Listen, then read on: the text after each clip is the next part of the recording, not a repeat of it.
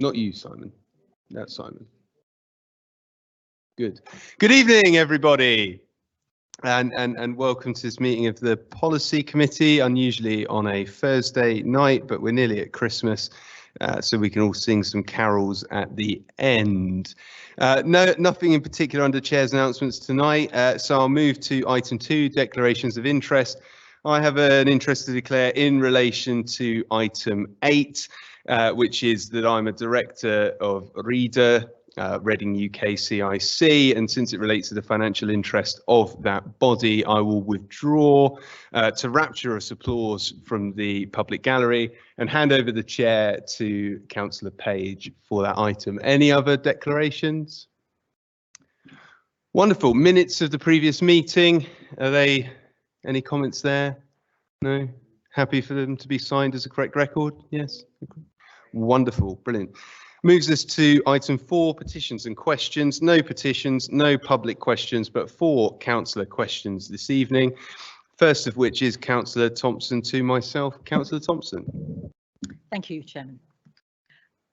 The council has dropped holiday food vouchers for children on free school meals and replaced them with a combined cost of living voucher. Could you tell me how many, if any, households will be worse off over the Christmas and half-term holidays as a result of the switch? The council originally received funding from the Department for Work and Pensions in December 2020, which was called the COVID Winter Grant. At that point, the fund was predominantly focused on provision of food support for families during the school holidays. Approximately 2,500 children were initially supported.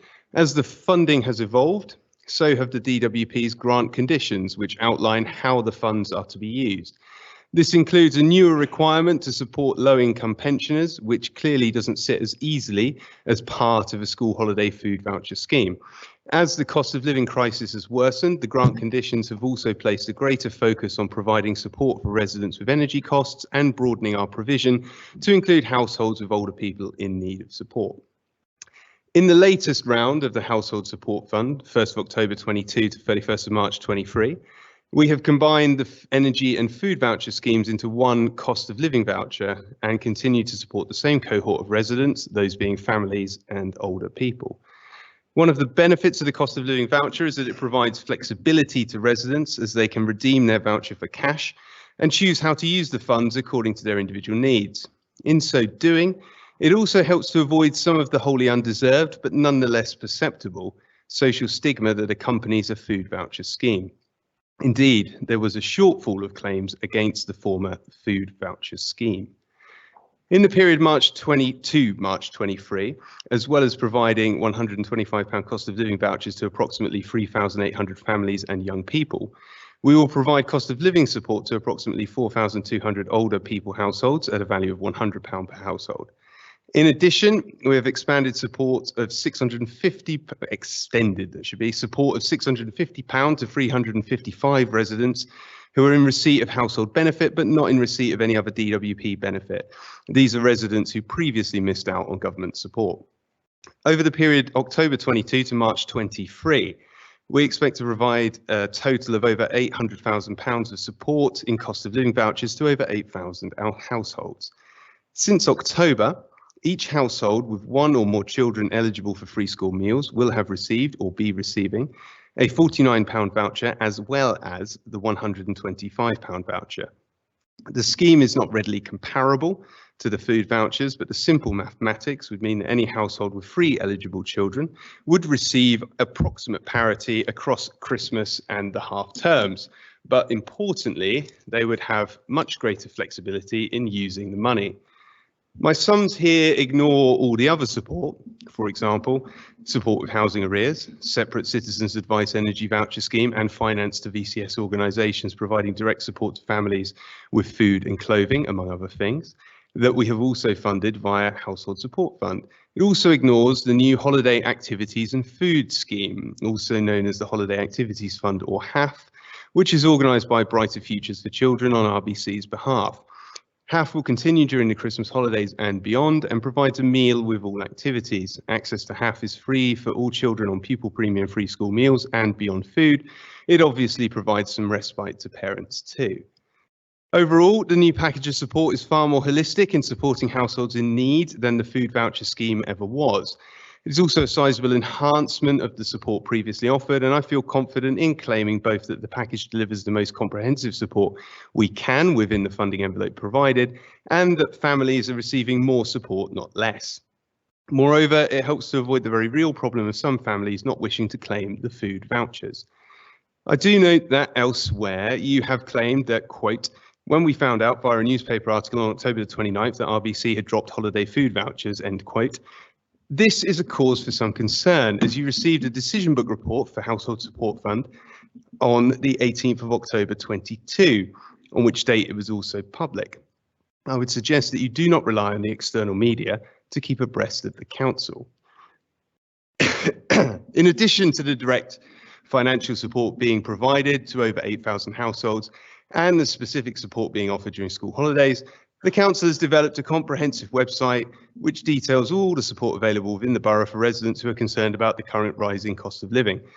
Cost of living and money matters pages can be accessed directly from the front page of the main council website and includes information on advice and support on a broad range of issues, including reducing costs, accessing support for food and clothing, benefits checker, energy efficiency advice, and how to protect your health and well-being. This information has been sent to all households in the borough and is being actively promoted by local voluntary and community organisations. I'll breathe now. Councillor Thompson, do you have a supplementary question? Yeah, thank you for that answer, Chair. I just want, do you know if there are any families with 4 or more children who were receiving food vouchers? I mean, again, as you say, it's simple mathematics as to whether they're being adversely affected.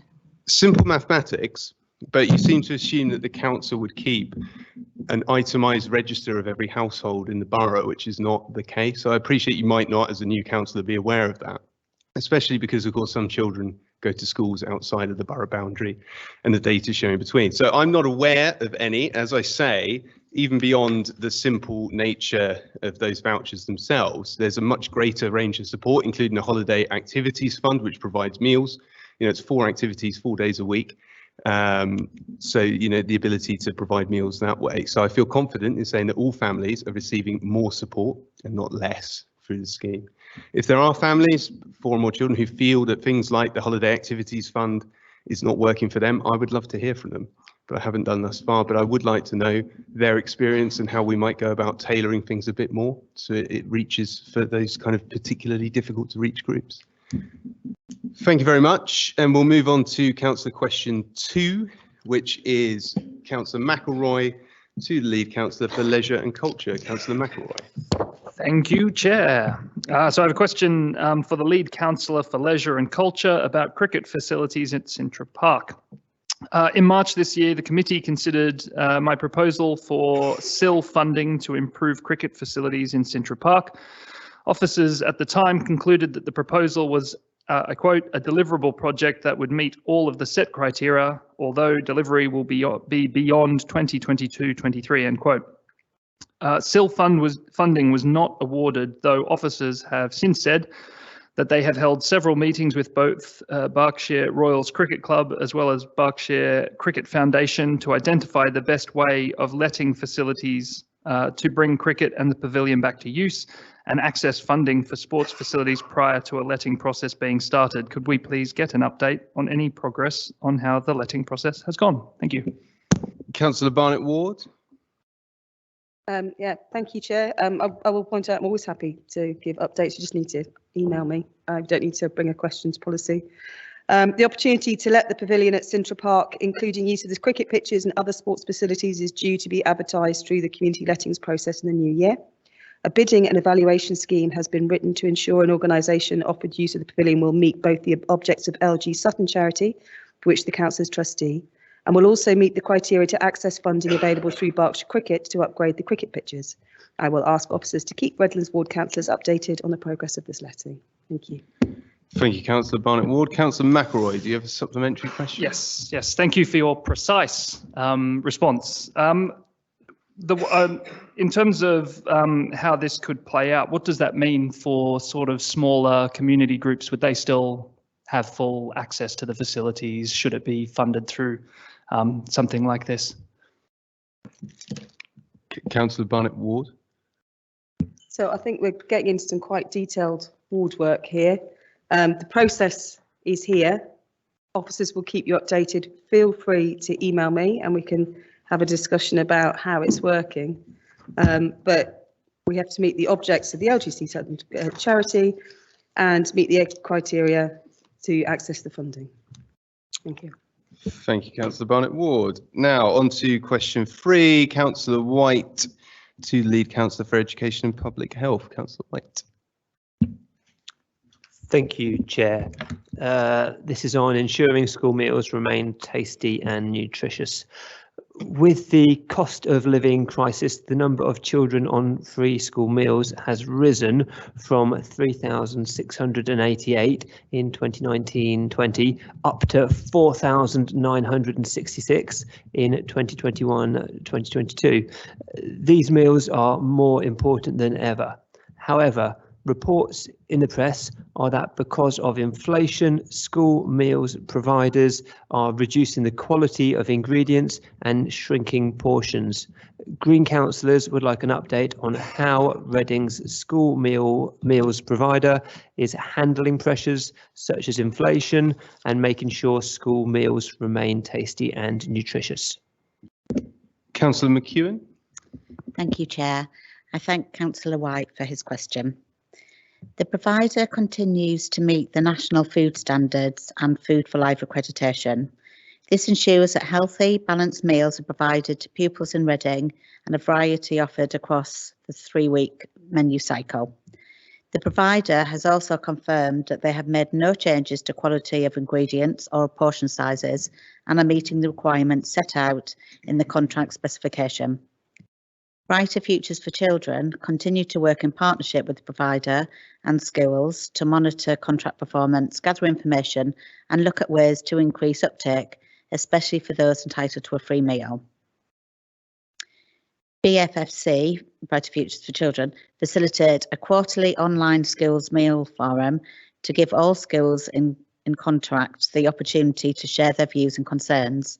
At the October meeting, the provider was asked to present on the standards for portion size and have encouraged schools and encourage schools to notify them if this isn't being delivered. In June, we agreed in consultation with schools a meal price increase with the provider. This was kept to a minimum and is in line with contract conditions, which allow an increase to take into changes in CPI and living wage indices. However, the provider has indicated that since then, there have been increasing pressures such as inflation and a further increase in the Living Wage Foundation living wage due by May 23. Therefore, the provider has requested a review in the new year to discuss the meal price and specification. Any proposed changes to either the meal price or menu products will be done in full consultation with schools. Thank you, Councillor McEwen. Councillor White, do you have a supplementary question? No, thank you, Chair. Wonderful. On to Councillor question 4. Councillor White, this time to lead Councillor for Climate Strategy and Transport. Councillor White. Thank you, Chair. This is on traffic light outages. The traffic lights at the junction of London Road and Cholmondeley Road have been out since approximately June. My Catesgrove Green Party councillor colleagues tell me the pedestrian crossings over Whitley Street have also been out for some time. Please can I be updated on how many traffic lights and pedestrian crossings are currently out, how long each has been out for, what the reason for the delay in reinstating them is, and what the council is doing to improve the situation. Councillor Page. I thank Councillor White for his question. At the time of writing, there are 2 sets of traffic signals that have unplanned outages. In July this year, a road traffic incident caused significant damage to the traffic signal equipment at the junction of London Road and Cholmondeley Road, which included the destruction of the traffic signal controller. Whilst this was a site that used older equipment, it remained a reliable and serviceable junction. However, the damage required a complete and unplanned technical refresh of the entire junction. The council installed a temporary set of traffic signals at this junction whilst it was assessed, along with design and specifications produced and materials ordered. There's been a significant delay experienced with the delivery of the components required, which is not an issue that is unique to Reading, but replacement works, I'm advised, are due to commence before Christmas. The dual pedestrian crossings that span Southampton Street and Mount Pleasant have been offline since the beginning of October. Traffic signal engineers were quick to assess the reason, which was traced to a loss of power supply. The council street lighting contractor also responded rapidly to the issue and identified that the fault was located outside the council's local street lighting power supply and is within the National Grid power network, managed by Scottish and Southern Energy. The council cannot undertake works on this third-party apparatus.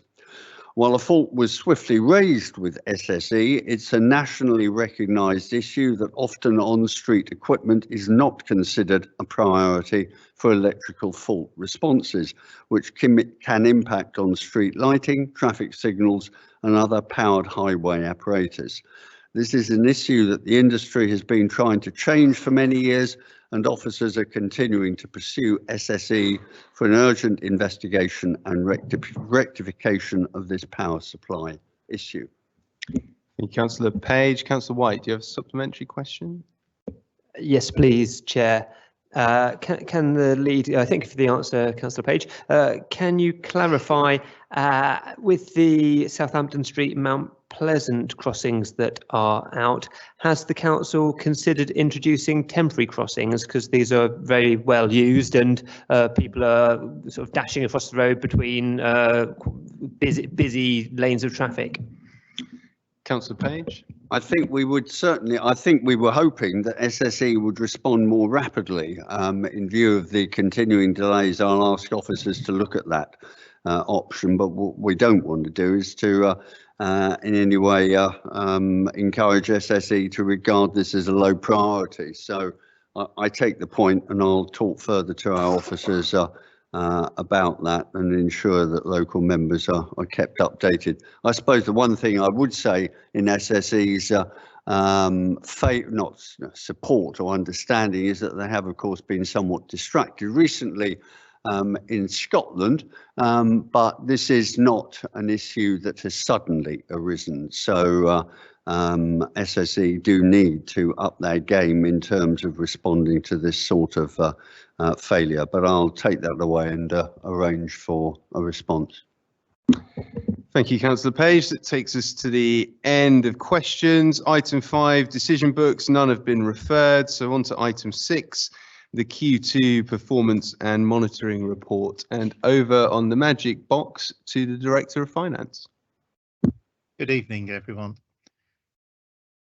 This report sets out the projected revenue and capital outturns for the current financial year as at the end of Q2, September 2022. In common with all other councils, Reading is experiencing huge demand and inflationary pressures that are impacting on budgets this year. However, our prudent approach to the management of our finances means we're projecting an overall positive net variance of just under £1.3 million by the end of the year. Table 1 in the report shows the figure broken down by service, including a £3.5 million adverse variance at service expenditure level that is being offset by the use of unallocated corporate contingency. Capital financing costs are forecast to be £1.9 million less than originally budgeted, and the employee pay award, after taking account of the 2% allocated to service budgets and a further 2% held in contingency, is forecast to result in a pressure of £1.1 million. Policy Committee is requested to approve a £707k increase to the contract sum for Brighter Futures for Children to reflect the additional cost of this pay award. The service pressures detailed in section 4 of the report include £1.2 million in adult care and health services arising from pressures on the care budget, with a net increase of 35 service users since the start of the year, a 460k shortfall in off-street parking income, and a 634k shortfall in income across planning and regulatory services.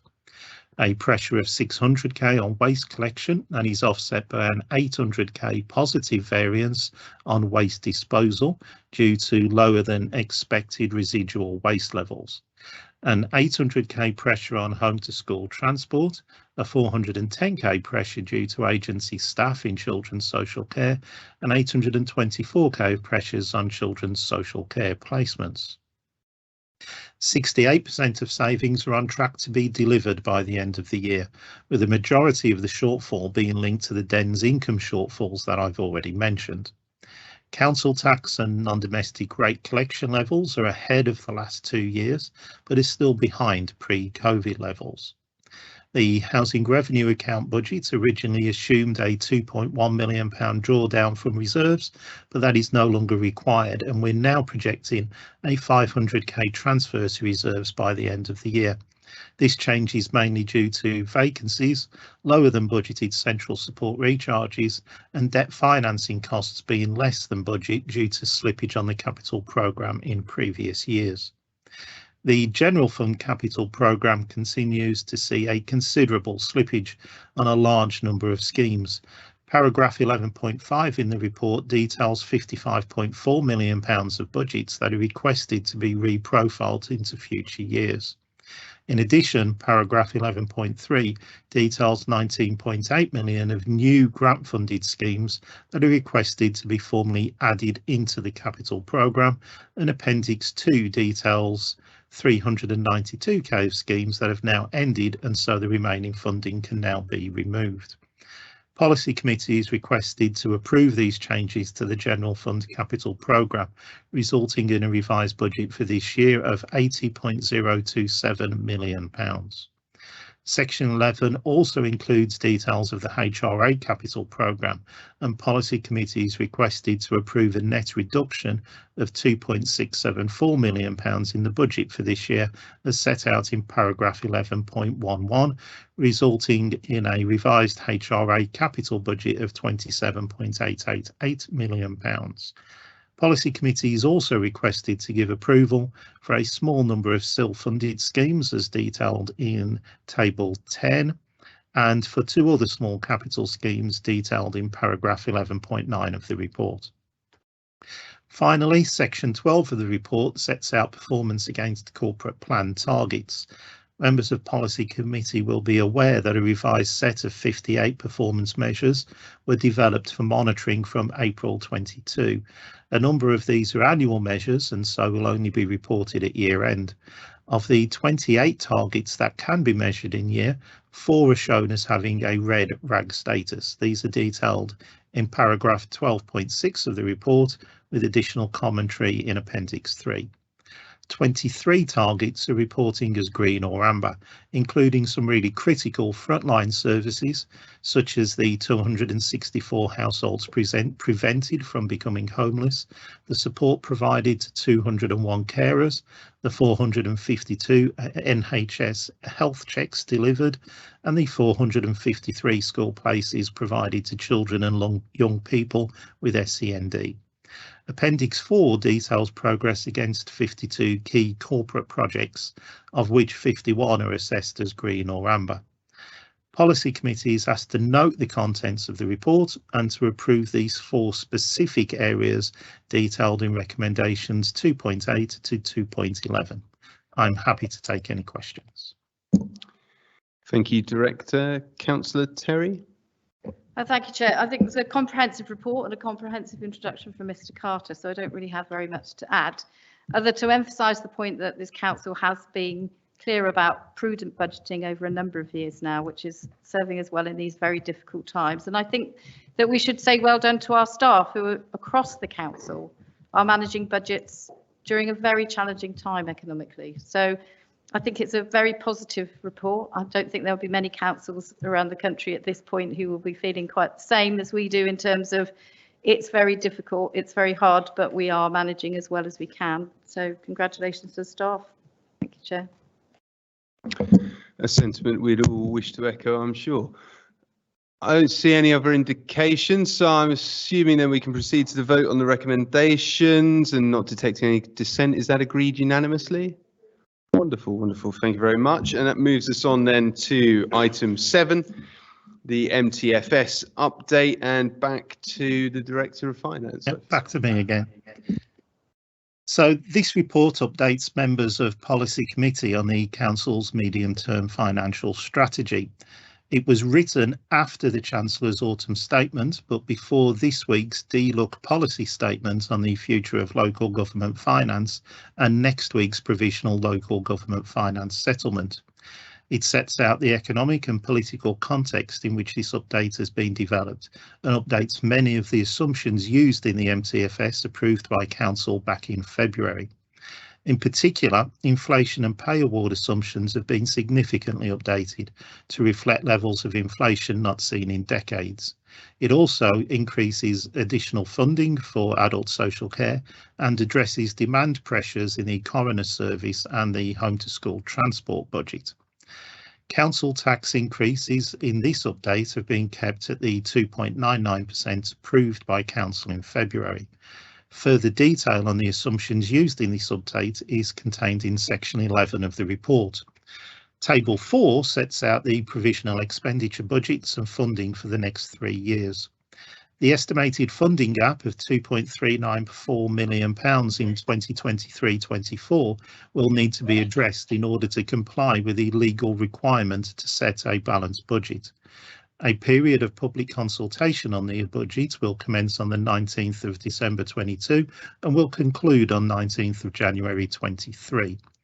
Following the conclusion of the consultation period, a further report will be brought to Policy Committee on 20th of February 23, recommending approval of a balanced budget to full Council in order that it can approve its budget, associated council tax level and precept for 23-24 at its meeting on the 28th of February 23.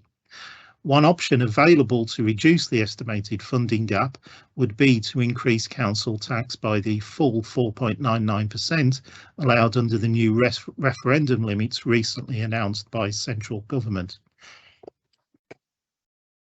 As always, the estimates for years 2 and 3 are more uncertain. At the time of writing the report, it was assumed that the planned business rates reset would happen in 24-25. The government has since confirmed that it will not now happen during this Parliament, pushing it back until at least 25-26. As a result of this change, the estimated funding gap of £10.493 million in year 2 will reduce significantly. An update will be provided at February Policy Committee. The estimated funding gap of £12.586 million in 25-26 includes an estimated pressure of £2.4 million arising from the implementation of adult social care charging reforms. These reforms were originally due to be implemented in October 23, but have recently been delayed until October 25. The government has also confirmed that social rent increases will be capped at 7% next year, as opposed to the 11.1% increase allowed under the previous regulations. Work is now underway to model the impact of a 7% increase on the HRA 30-year business plan, with a view to maintaining low carbon investments in our housing stock to make council homes more energy efficient and reduce energy costs for tenants over the longer term. Details of the draft capital programme for 23-24 to 25-26 are set out in Appendix 3A for the General Fund and Appendix 3B for the HRA. These include carry forwards from 21-22 and any consequential reprofiling of the budget over the remaining years of the programme. I should also remind members that some schemes are still on hold pending identification of funding. I should also remind members of the committee that the funding figures in this report are only estimates, as the provisional local government finance settlement will not be published until next week. The government has this week confirmed that it will be a 1-year settlement and has given some details about which funding streams will continue and which will be changed. However, there's insufficient detail available to assess the impact on individual councils. The overall financial position for Edinburgh Council is better than for many other councils, and is testament to the hard work done in recent years to stabilise the budget. But the inflation and demand pressures are very real and remain a significant risk that will need to be managed in the medium term. Members are asked to note the contents of this report, and I'm happy to take any questions. Thank you, Director. I'd say, I mean, most colleagues will know that the reason we hold this meeting on a Thursday is because generally we receive the local government finance settlement by this week or late the week prior, and it's intensely frustrating that we won't be receiving it until next week. Some things in the finance policy statement that came out that seem like they could be positive, but too many times before we've read that and then discovered in the settlement itself that actually what's been given with one hand has been taken away twice with another. So it does make our job a little bit more difficult than it needs to be, but I'm pleased that we're able to bring, as part of our transparency and consultative agenda, this update as we usually do. I think fundamentally it's a tremendous achievement that what we've produced here thus far is a business as usual budget. Of course, you know, there are things that we need to get further detail on once that provisional settlement comes. There's still a gap to close, and we will close it because we always close it because we are responsible in that way. And it's a great testament, I think, building on what Councillor Terry has said earlier this evening, that our prudent budgeting now over many years has made this task a lot easier for us than it has been for a great many other councils, including councils not very far away, that are now having to look at very savage cuts to frontline services, whereas we are projecting that we will be able to protect all of our frontline services and absorb all of those costs of inflation that are unavoidable without pain for residents at that service delivery end of things. So really pleasing, grateful to all of the work that you have done with the finance team and everybody has done across the council. I've been really impressed by the way in which officers, whatever directorate, whatever service area they're in, have really engaged with the process, have brought their thoughts to it, have been imaginative and have been considered in the proposals they have put forward. So it's all from me. I did get an indication from Councillor Ennis, so I'll move over to him. Yeah, thank you. It's a similar vein. Councillor Brock, I mean, in some ways, adult social care wish they could give with one hand and take from the other. It's more like take with one hand and punch with the other. You know, we're still waiting for that Boris Johnson promise of sorting adult social care once and for all. It's been kicked into the long grass, and my word, how long is that grass? There was immense pressure, as you can see, in the previous reports and this one, on the adult social care budgets. And this is a national situation that we're facing locally, particularly post-COVID. And the promise of sorting adult social care is really a cheap joke, because what we could end up hoping for is a 1% precept of council tax, which the Conservatives will then attempt politically to blame local authority of all shades,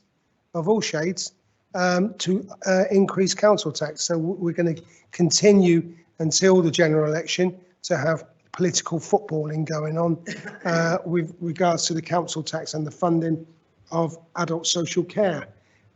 Reading can't wait for Johnson Trust or Sunak. So therefore we've committed the budget funding ourselves, and I really welcome that, and thank the council, in particular thank the team, Shona Douglas and her team. I believe it's her last meeting, and I think she should be thanked for the efforts that have been made over a number of years, but particularly if we see the figures on page 69, table 4, you know, how many councils can say the money going up on adult social care to support people in Reading who are vulnerable?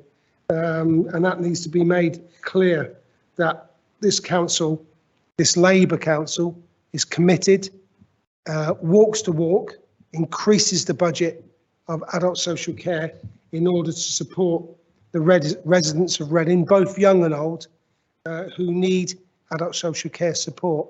We would welcome any funding from the government. We're not waiting for it. We've decided to stick to our priorities in what we believe in, supporting people in Reading, particularly in adult social care, despite an immense and difficult budget situation. And I'd like to thank Shona again for all the work that she's done over a number of years for Reading, for the work in adult social care. Thank you. Thank you, Councillor Ennis. I think it's worth adding that the frustration we have with these decisions is not that council tax is or changing the thresholds is simply buck passing. It's that the entire system of local government finance is fundamentally flawed and broken. It is unfair. It does not deliver funding in efficient ways. And I'm absolutely fine with us making local decisions and being held locally accountable for decisions that are made around council tax. But I'm not okay with the fact that council tax itself, the only system available to us, is so fundamentally flawed and broken and unfit for purpose, and that governments, successive governments, have failed to get to grips with that challenge. And we are left with a sort of funding model here in Britain, which no other sensible European country or sensible country anywhere in the world would be satisfied with. I had Councillor Mitchell and then Councillor White. Thank you, Chair, and I'd like to echo comments of yourself and Councillor Terry in terms of supporting the Finance Director and his team for the work that they have done, both on the previous item and on this. It is indeed a tribute to the stabilisation work that has been going on in recent months, indeed in recent years, to get the finances into the situation that they are. I'd also like to thank Councillor Ennis for his now regular political attack on us. Appreciate that as ever, John, thank you. In fact, what we should be doing, John, is looking at the autumn statement and seeing that the provisions, many of the provisions that were contained within that, have not only brought a degree of economic stability back to the national picture after a recent turbulent period, but that's undeniable.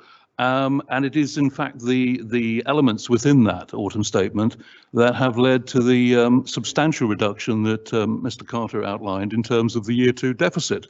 That has come as a huge relief to officers, I know for a fact, and the government should in fact be congratulated for that. And John, as well, you say that we're not doing much for adult social care. Well, the adult social care discharge fund that was just announced after the autumn statement as part of that process is bringing £500,000 to Reading itself to assist with the discharge of people, to enable the pipeline in hospitals to be, the backlog to be cleared. So all I'm saying is that where credit is due, credit should be given. But we obviously will have that discussion next year in terms of the council tax setting. I agree with Councillor Brock that we should not be imposing extra costs on people at a time of such a cost of living crisis. But if the council does, and ultimately I'm not trying to prejudge that debate, but if the council does decide to take the opportunity that it now has, along with many other councils, to increase the council tax rate, all I would urge is that we consider suitable offsets to make sure that people are not penalised unduly for that. But the government has given the council flexibility now that it didn't have, and that is something that should be appreciated in the wider debate that we will have around this. That's all I'd like to say for the moment. Thank you. Given we're aware of many cases where the NHS have discharged someone from hospital on a package of care that costs £15,000 a week, I'm afraid to say that £500,000 is not going to go very far. Councillor White. Thank you, Chair. I just wanted to pick up on a few things that people have said. I think you mentioned savage cuts from other local authorities, and I didn't want to interrupt the Labour backslapping too much, but I would remind you that we've had pretty savage cuts in the areas such as children's centres, for example. Transparency was also another word that came out of your mouth, and the report we're looking at tells us that we are going to have something in the region of £3.7 million of savings, cuts, and the increase in things that will bring in money, but we don't have any detail of any of that, which isn't particularly transparent. And in previous years, the budget consultation has had more detail. We've been able to get hold of business cases, and that isn't the case this time. So yeah, It is true. Would you like to bet on it? Councillor White, in the December update, we've never had full packs of business cases. They come with the February budget, as they will come with the February budget this year. Well, this has only existed since I was leader, so I'm going to say we didn't. Unless you fantasize something that Joe, and I know that my predecessors are probably a very big part of your fantasies, but I assure you that we've never had business cases with this update because you often complain about the fact that we don't. We did.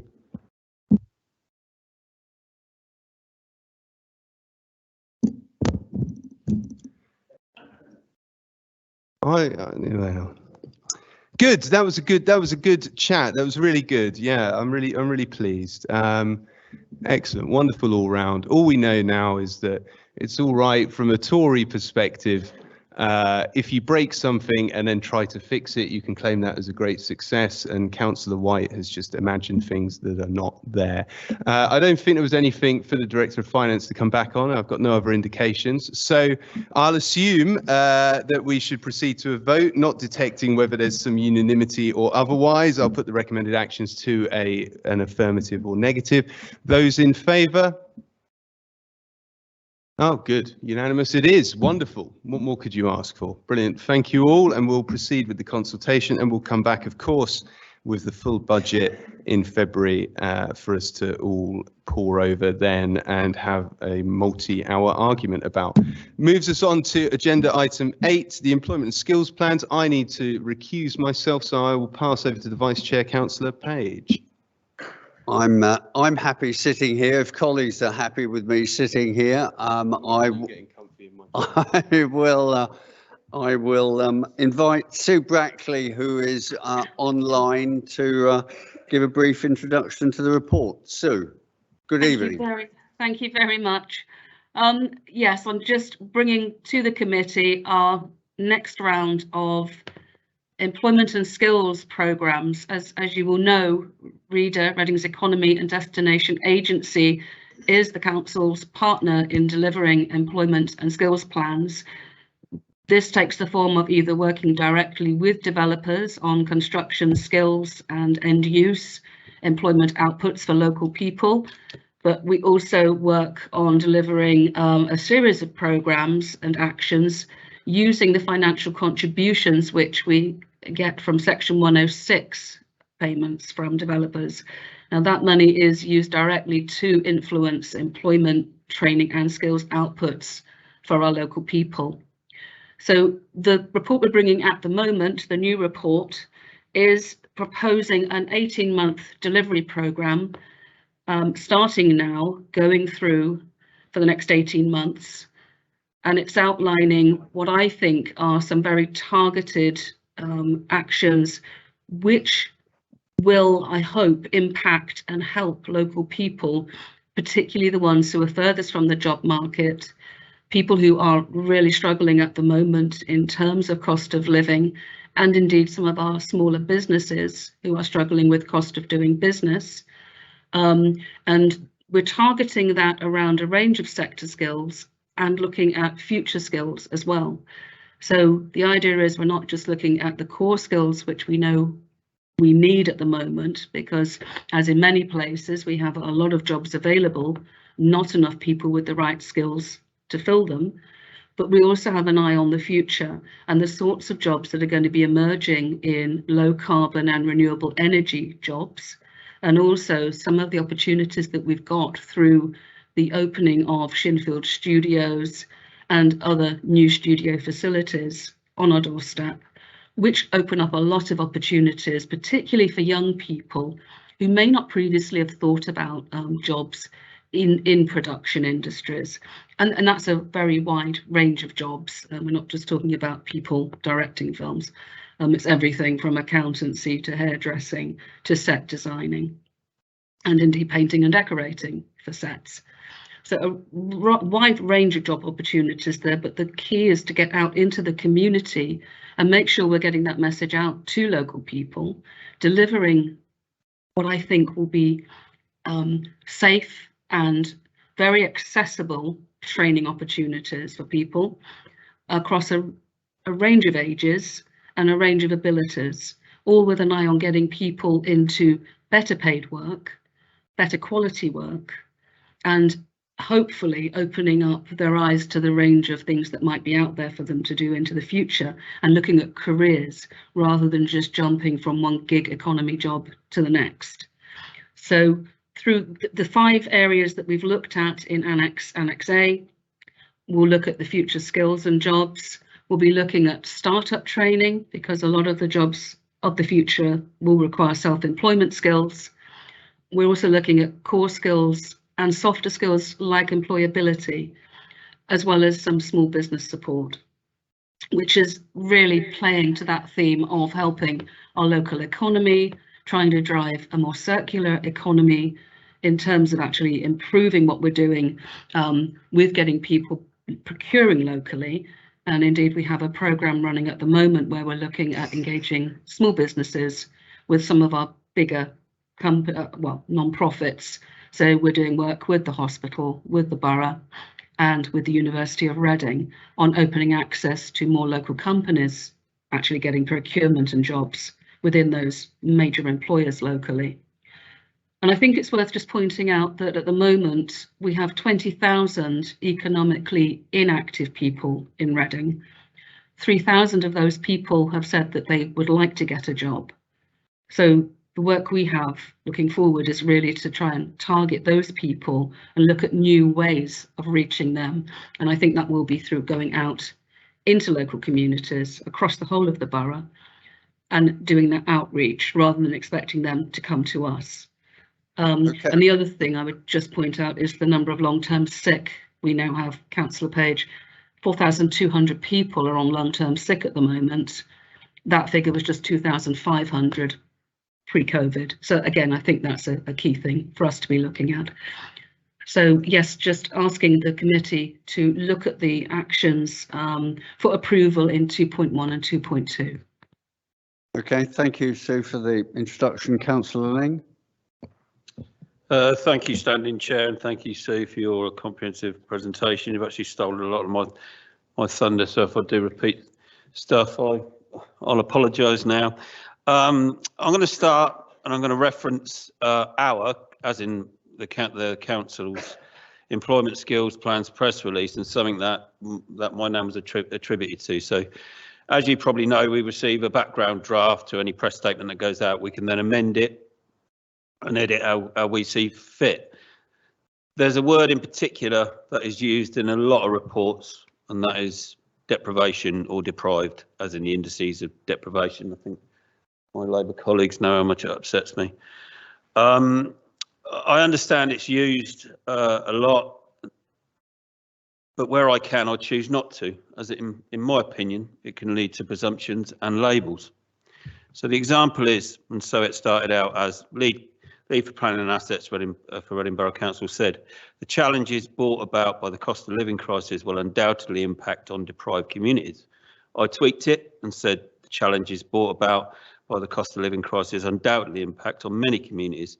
It's therefore important that we continue to use every tool in our disposal to create training opportunities for our young people across the town. So words are important. Just making a small change in the wording can make all the difference to the message.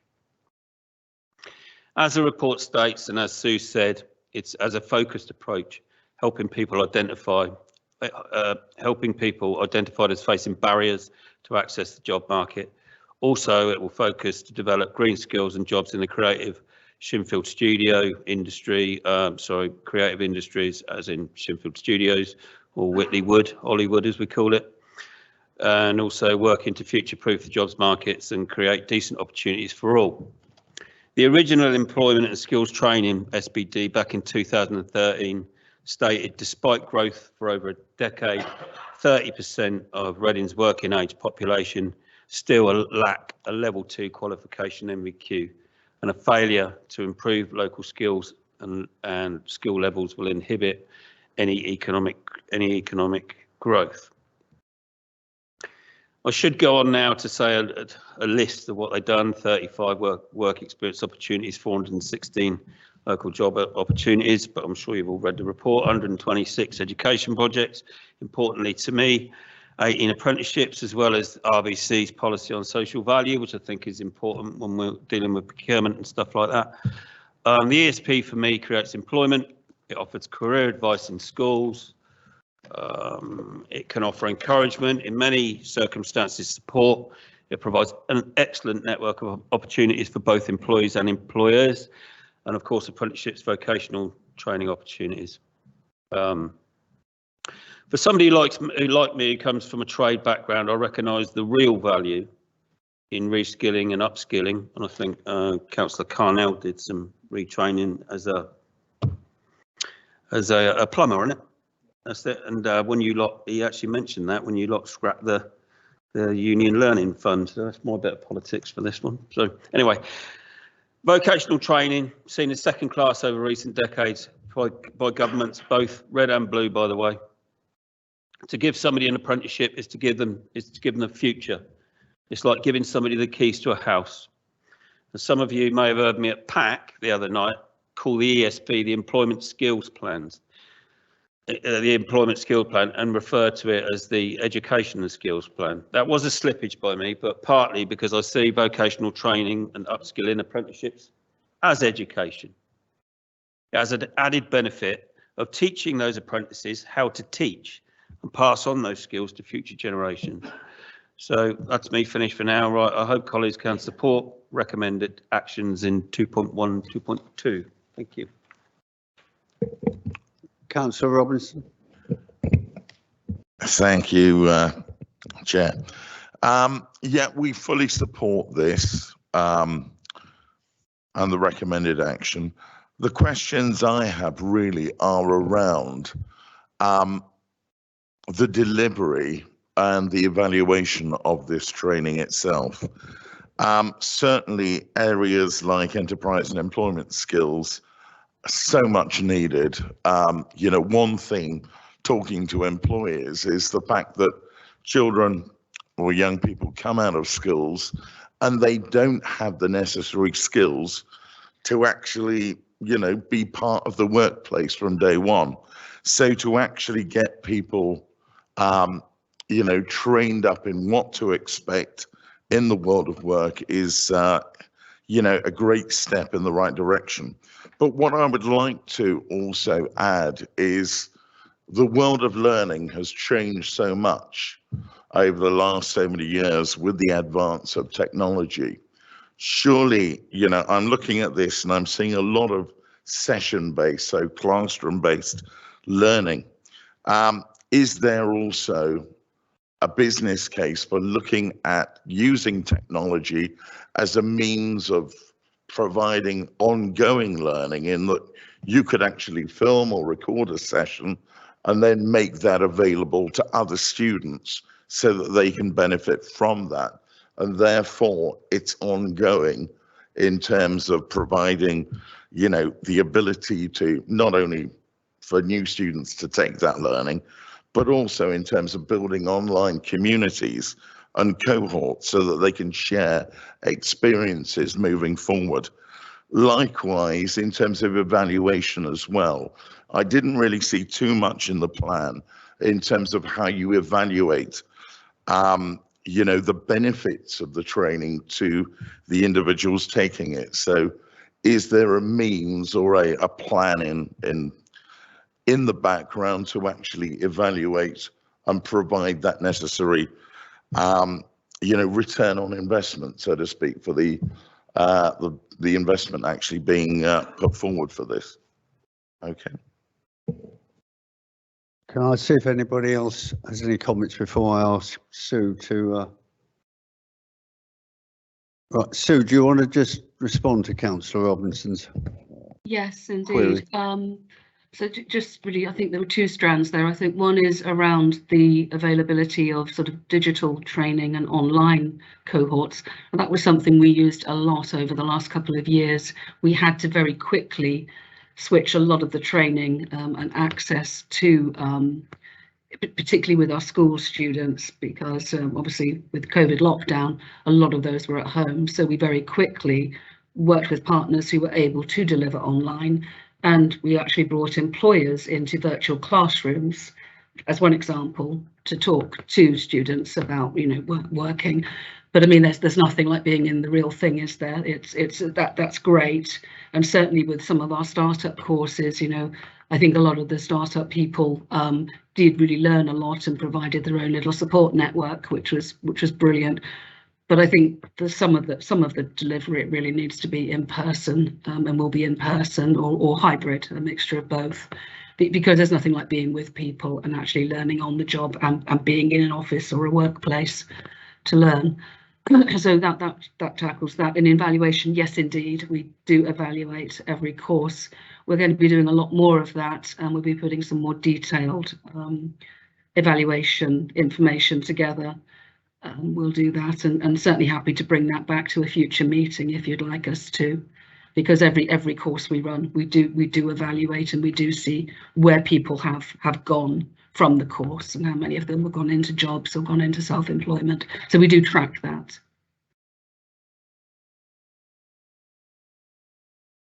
Councillor Lang? Yeah, thank you. Well, Chair. you can wind up. There's Yeah. nobody else in the.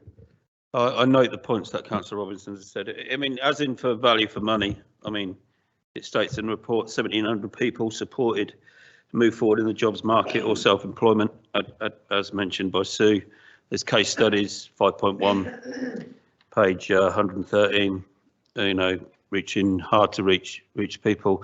But you have to remember the 236, I think it's £236,000. This is developer contributions, you know, which contribute to this and spreading the wealth, levelling up across the town and such like.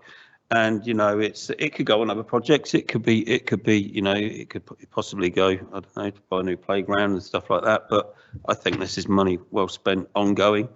I think it's investment in Reading. It's investment in the future. Investment not only in the younger generation. You know, there's over 50s there, long-term unemployed. And I think in general, it's a good thing. They kept going through COVID, and as Sue said, done a lot of stuff online. And yeah, I'll defend it to the hilt. It's a great initiative. Thank you, Chair. Right, we've got recommendations 2.1 and 2.2. Can we agree those recommendations? Fine. Yeah, unanimous. Thank you. Could somebody find? I don't know what. Oh, it's just.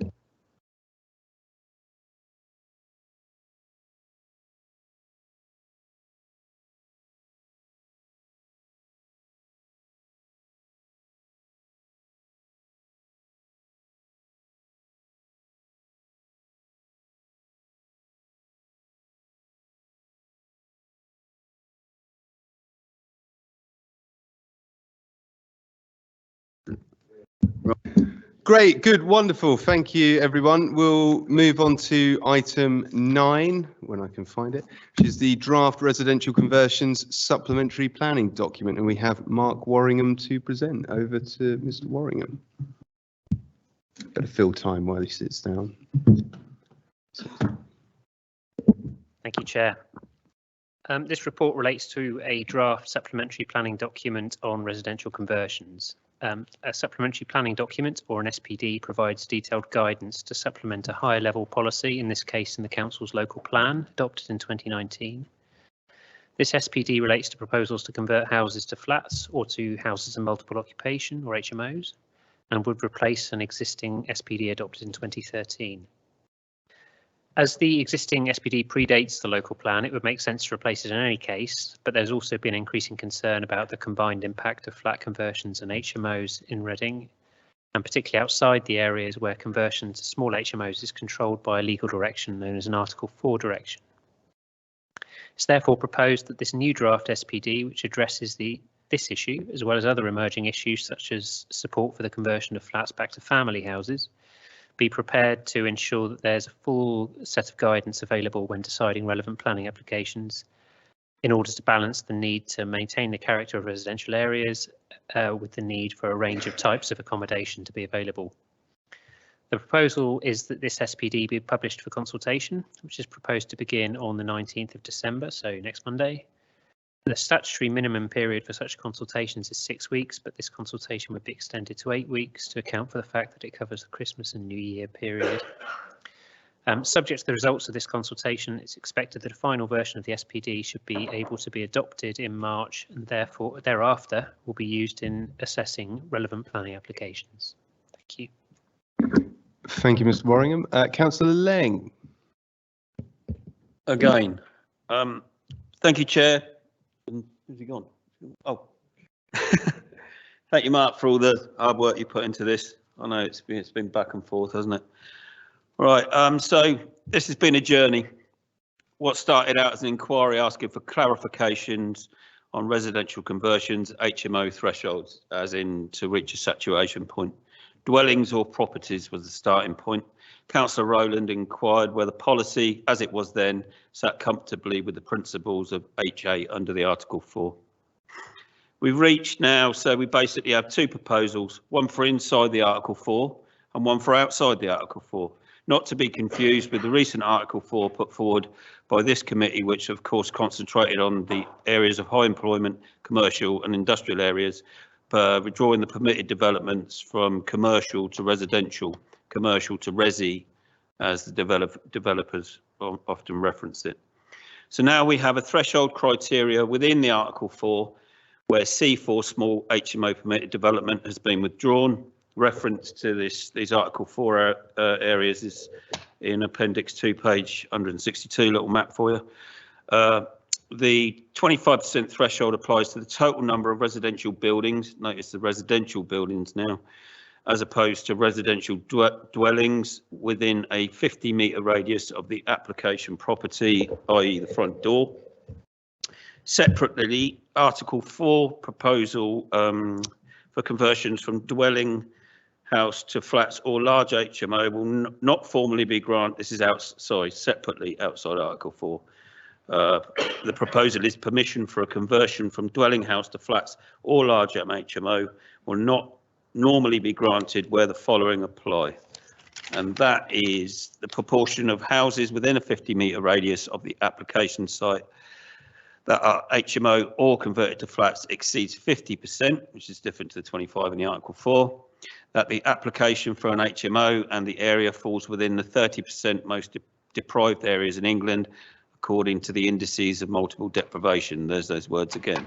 Or there is other evidence of dilution or harm of mixed and sustainable community. There's a worked example in Appendix 3, page 163, which is Oak Road. Obviously, if adopted after the public consultation, this SPT would be a material consideration in any application. Councillor Rowland, I'm sure will want to comment on this. This is a working document, so it can still be tweaked. Personally, I see it as a tidying up exercise to give us a clear criteria on thresholds, etc. Outside of the reference Article 4 area, C4 small HMOs still fall under permitted development, so we should always bear that in mind still. And as often as I say it, because I truly believe it, this is not about stopping development, it's about providing good quality development. And I hope that colleagues can support the recommendations. Thank you, Councillor Lang. All right, no other indications, so we'll move to Councillor McElroy. Excellent, thank you. Thank you to officers for the work on this, and to Councillor Lang. It's good to see interest in this, and Greens will support it going to consultation. We all agree that this is indeed a problem. However, the proposed revisions don't seem to amount to much more for the Article 4 areas in Park, Redlands and Catesgrove, where residents would agree that would argue that existing policy is failing for many streets in those areas. The horse is already bolted, with many already way over the 25% threshold.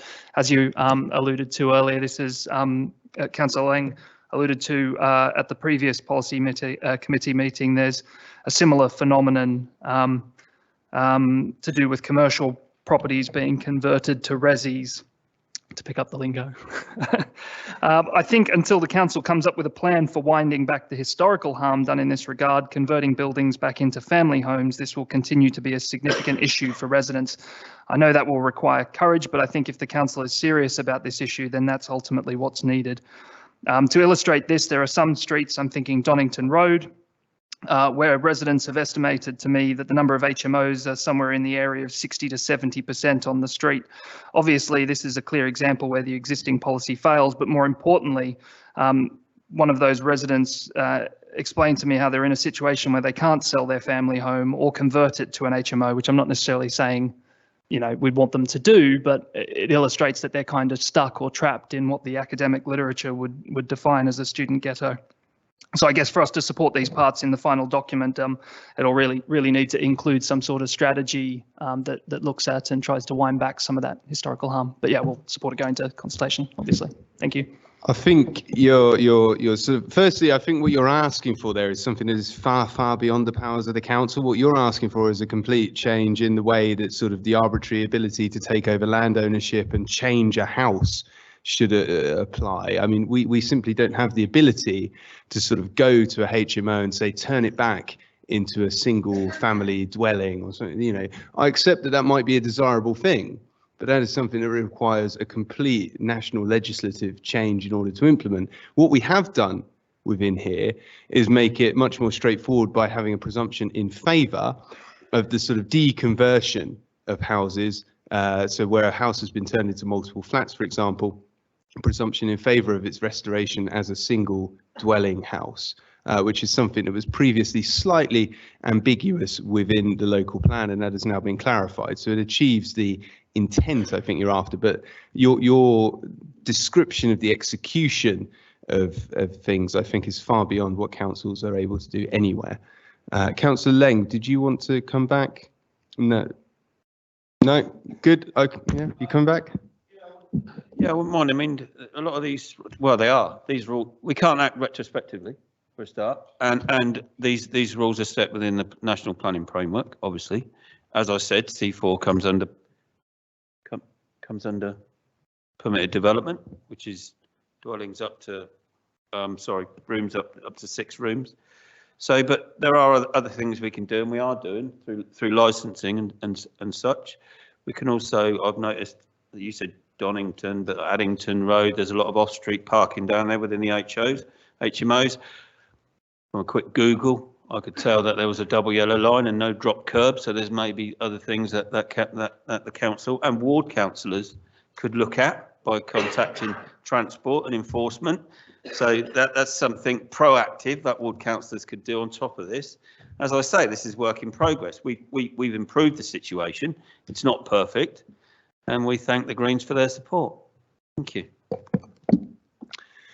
Wonderful. Well, let's move to a vote on the recommendations then. I'm not detecting any dissent, so can I assume this is unanimous? Wonderful, wonderful, brilliant. Thank you very much. We move then to item 10. Thank you, Mr. Warringham. We move to item 10, the allocation of Section 106 funding for the Reading Station Subway Scheme. Who do we have to present? Well, I guess it's up to the monitoring officer. I'll take any questions. Good. Councillor Page.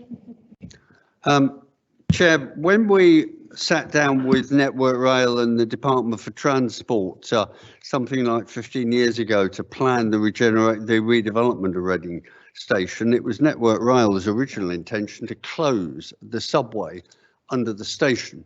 The council made it quite clear that that was not acceptable. They then came back with various reasons as to why they wanted it closed, and we then had some arm wrestling. The department supported us when we pointed out the future strategy for strengthening north-south connectivity within Reading and the key significance of this route. We then bid for and successfully implemented the new pedestrian and cycle bridge over the Thames, and we have taken forward the Station Hill proposals and given detailed planning consent in a way that shows the enormous potential for cycling and walking from the north of the river and offering an alternative, suitable alternative to the private car. So the importance of this subway is now self-evident. But one of the things we could not control was the quality of the subway that Network Rail then reluctantly delivered to us. And to describe it as substandard would be, I think, somewhat of an understatement. Barely, I mean, I suppose one could describe it as strengthened tin foil that was put on the roof of the subway has been subject to a lot of vandalism, and we have therefore committed ourselves to having been given the subway subsequently by Network Rail as part of the transfer deal. We now have responsibility for it, and we have secured funding via Section 106 contributions to deliver a major upgrade and improvement to the station subway. And coupled with that, we are also advertising the removal of the cycle ban, which reflects the strengthened connectivity and improved cycle connections that I've just referenced. That's being taken forward separately. It's not part of the package this evening. Tonight is a formal request to give spending approval for the funding to allow the new roofing and improvements to the subway, and I would commend this to colleagues. Councillor White. Thank you, Chair. We will be supporting this. In Reading, the cycle network is disjointed. We lobbied before with the cycle campaign the first time round for cycling to be allowed in the subway. Unfortunately, that wasn't taken forward at that point, but it would have been better value for money had it been. But better late than never. We'll be supporting this. Councillor Barnett-Ward. Thank you, Chair. I can't let this item pass without registering my thanks and perhaps slightly apologies to Sam Sheen, who, when I was a newly minted councillor in 2018, in one of my first ever internal meetings, I said, why aren't we consulting on cycling under the underpass and can't we spruce it up? And I have been asking Sam that on a strict 8-week cycle ever since.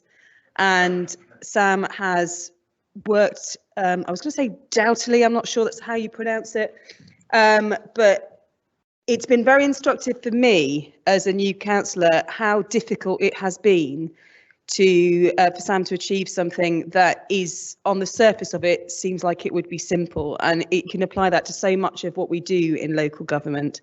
And I'm really appreciative of his good nature in going through it, and also his determination to go through it. But I'd also like to point out that the reason why we are going to be able to go forward with the consultation now is because of what's changed around it. And people who've seen me in CAST and various other forums will be bored of my entire speech about the importance of connectivity. Certain people here have had it in traffic management sub, when they were arguing for ripping out a cycle lane in East Reading.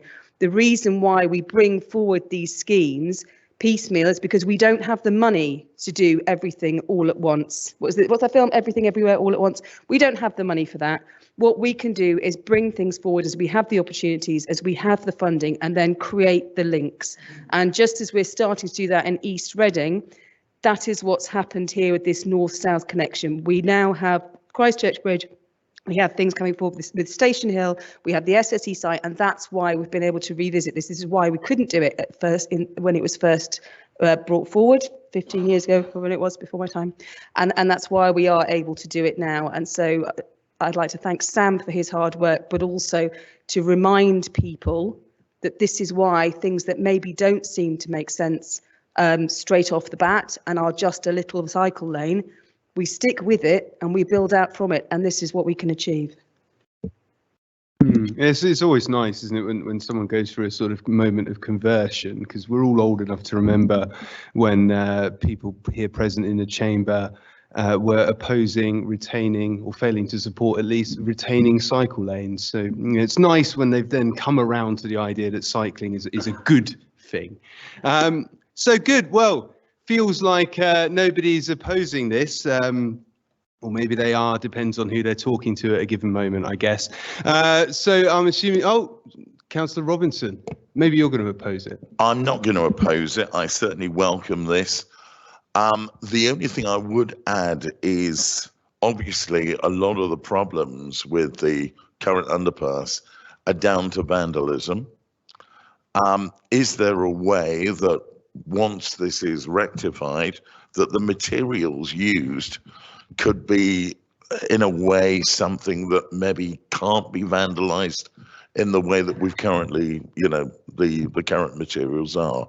I'm talking about on the walls in terms of people will be spray painting. Is there a way that we could actually safeguard against that for the future? That's all I'm thinking.